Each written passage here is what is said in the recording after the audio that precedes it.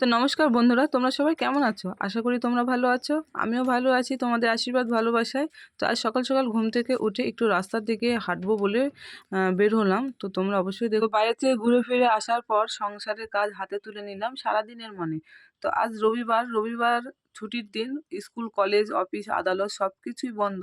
কিন্তু আমরা যারা হাউসওয়াইফ তাদের কি কোনো ছুটি আছে? ৩৬৫ দিনের মধ্যে একটা দিনও তো আমাদের ছুটি পাওয়ার অধিকার আছে। তো তবুও আমরা ছুটি পাই না। আমাদের শরীর অসুস্থ থাকলেও সেই অসুস্থর মধ্যেও আমাদেরকে দায়িত্ব পালন করতেই হয়।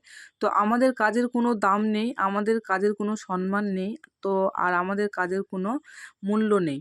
তো আমাদের এইভাবেই তো যাই হোক, সরকার যদি একটা দিনের জন্য আমাদের ছুটির নিয়ম বের করতো মহিলাদের জন্য, তাহলে বেশ খুশি হতাম। তো এইসব গল্প করতে করতে দেখো আমার ঘরের কাজকর্ম কমপ্লিট হয়ে আসলো। তো আমি এখন যেসব জামাকাপড় নোংরা বের করেছিলাম সেগুলো তাড়াতাড়ি করে কেচে নাড়ে দেবো। তার কারণ এখন বর্ষার সময় কখন রোদ ওঠে কখন বৃষ্টি আসে বলা মুশকিল। তো দেখতে থাকো অবশ্যই আমার কাজকর্ম। একের পর এক কাজ এখন শুরু হয়ে গেছে, করতেই থাকবো। তো তোমরা কে কোথা থেকে ভিডিও দেখো অবশ্যই বলবে। কেমন হয় ভিডিও অবশ্যই বলবে। লাইক, কমেন্ট, শেয়ার অবশ্যই করে দেবে। তো তোমরা অবশ্যই দেখতে থাকো। তো ওইদিকে জামা কাপড় ভেজানোর পরে গল থেকে আমি গরু বের করে দিচ্ছি। এখন একদম সোজা ওকে নিয়ে চলে যাব মাঠে। তো এদিককার সম্পূর্ণ বাসি কাজকর্ম হয়ে গেছে প্রায় মোটামুটি। কালকে যত জামা কাপড় ছিল ভেজা ভেজা সব কিছু আবার রোদে তারে মেলে দিচ্ছি রোদে। তো আরও জামা কাপড় আছে সেগুলো এখন কাচে ধুয়ে আবার ওগুলো রোদে মেলতে হবে। তো আমাদের বাড়ি এতটাই মানে কি করব, বৃষ্টি হলে চারিদিকে এত গাছগোছালি পাতা পড়ে, মানে শ্যাওলায় খুব সব সময় ভরাই থাকে বর্ষার সময়। তো কিছু করার নেই, ধীরে সুস্থে দেখে শুনে কাজ করতে হয়। তো আমার শাশুড়ি মা তো কোথায় যেন যাচ্ছে বেড়াতে।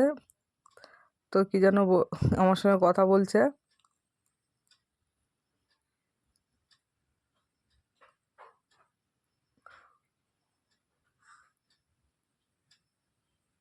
তো টুকিটাকি কাজকর্ম আমার কমপ্লিট হয়ে গেছে। তো এখন এই যে কলতলার বাসনগুলো আমি পরিষ্কার করে নিচ্ছি।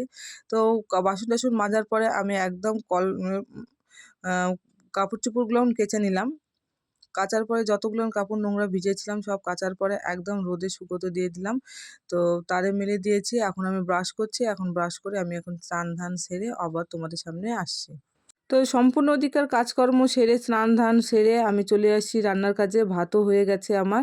পটল আলু সবজি আর সোয়াবিন দিয়ে করবো। আরও ডাল, আরও অনেক কিছু রান্না করব। তো সব কিছু তুলে ধরতে পারবো কি না বলতে পারছি না, তার কারণ আজ অনেকটাই সময় হয়ে গেছে। তো তোমরা অবশ্যই দেখতে থেকো। রান্না বান্না খাওয়া দাওয়া সব কিছু কমপ্লিট করার পরে একটু রেস্ট নিলাম। তো রেস্ট নেওয়ার পরে চলে আসছি আবার বিকালের কাজে। তোমাদেরকে সব কিছু তুলে ধরতে পারছি না। তো আমি কয়েকদিন ধরে বৃষ্টি হওয়ার ফলে বাড়িঘর কেমন যেন স্যাঁতসেঁতে হয়ে গেছে। তো সেই জন্য আমি সুন্দর করে একটু গোবর জল দিয়ে বাড়িঘর তো তোমরা কেমন আছো অবশ্যই বলবে কমেন্ট বক্সে। তো আজকের মতন টাটা।